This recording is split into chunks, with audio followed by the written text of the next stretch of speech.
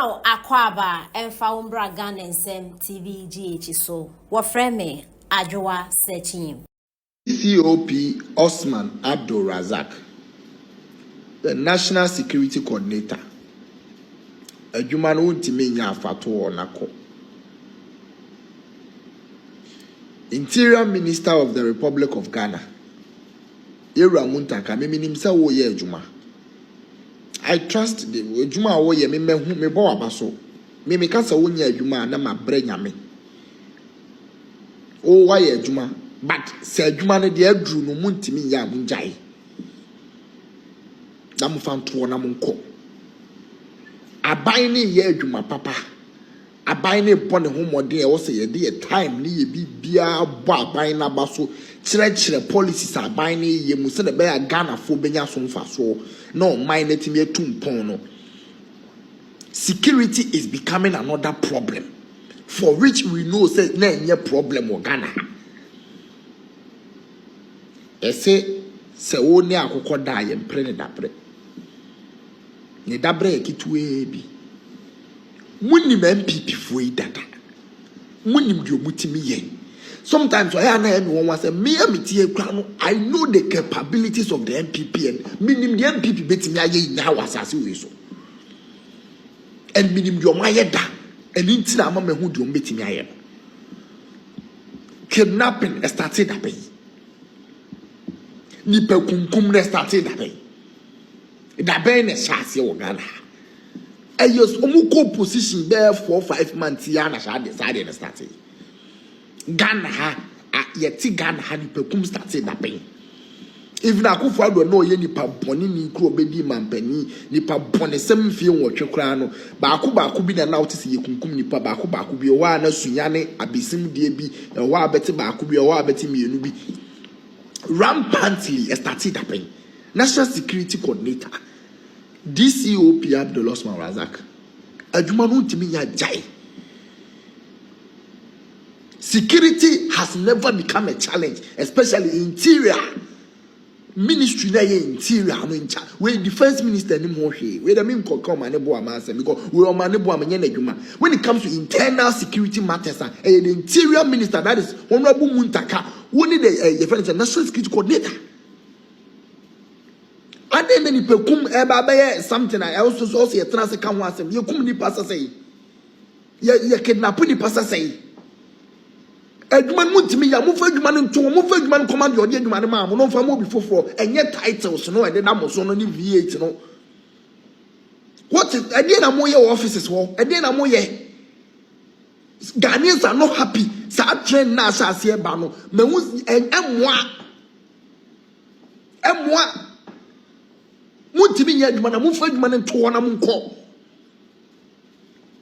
e de ba sem since when the start say you kum nipa Ghana since when akufo do nipa boni ni kro betena so no election violence na ya ade odidi bi ato na nan bo wonse nti se obi ewu natural death say bi oyare no wu a eno eye nka so ato na nan bo wonse na mo se obi wu prematurely a say ya boni tuo ya wone sekan ya ye ni sei obi achim no ko ene ye ka se wato na wanya akwanhia ewu putupuru no ene ye ka se wato na nanom wonse do na efibria yira Mahama eba aban mu no every week enipa nwu yanku nipa kura no ebi amiensa enan enum to bi etimi konso etimi kodu na the insecurity situation a ewo my Ghana mu no ehu ene se woni obi ye biribi na okaso onyawo beku a anase obon trene a mepacho betimi apanachew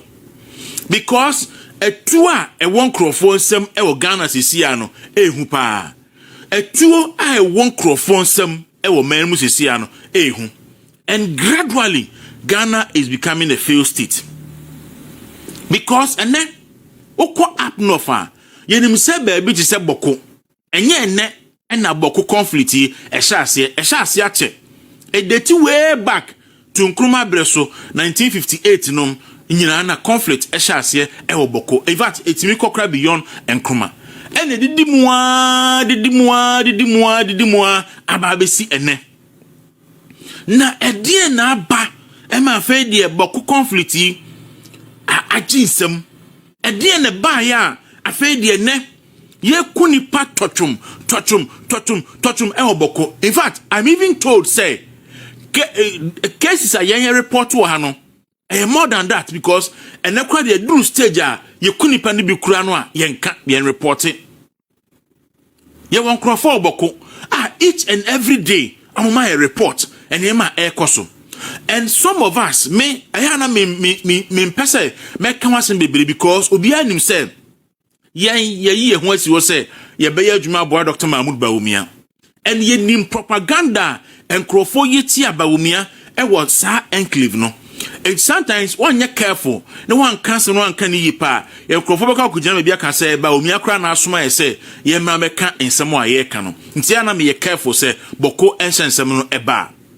But near air kosono ama ene school ni ewo dormitory na enipa gbawura school dem ho na ya che enkola ni mienu agyina ho na ya di tu asiom so pe ni abomutuo na ya sa adwane ko ene so bi betimi atu kwan fi boko e de akobo oga agisi enipa ni nyina agu baasim na sojafo ka mumunutumu yi ba ko tudi anim na ba ko adi akire na baas ni senfifin ansa ne yemotimi akọ aba eno kura no omukọ no yetimi ele ambush etutuo ebokanim ekunipa eprepre nipa edie ne ba ya ene bokontokwa ehyaase efiri enanano mo breso IGP police fo kra yentwa ajantu police dem da ene under John Mahama ya she police station ya she baby a police for da IGP akoho ya tutuo de abo IGP no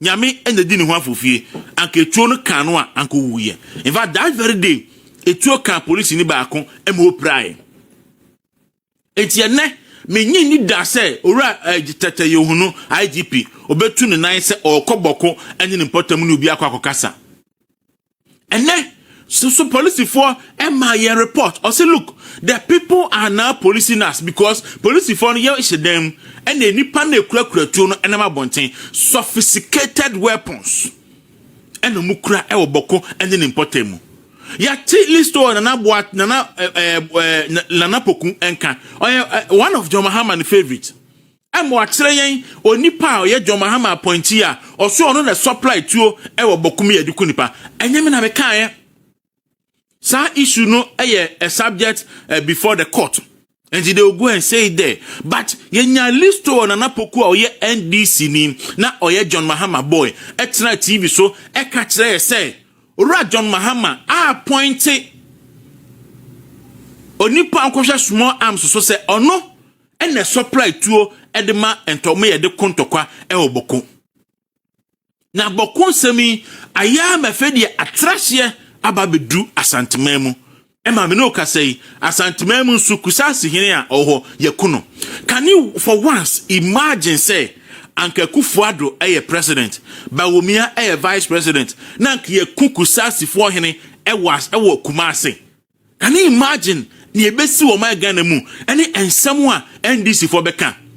Can you imagine say Kufuado breso and ram throw Facebook say Kufuado breso nanka ya bo school for mienu etu akomo na enje kabonu besi sa abire enje kabonu nkasai besi sa abiri edu watch Kofi Asare won kasai besi sa abiri enyansafo a ewo Ghana na Kufuado breso wo ne kasoma no odin no besi no mu bia nkasai ya ko school campus achi school for mienu agina ho abomu tuo pe akomo besi sa abiri mi hu statement from Nagrat, mi hu statement from Nat, me who statement from CCT because Oma buying and aba.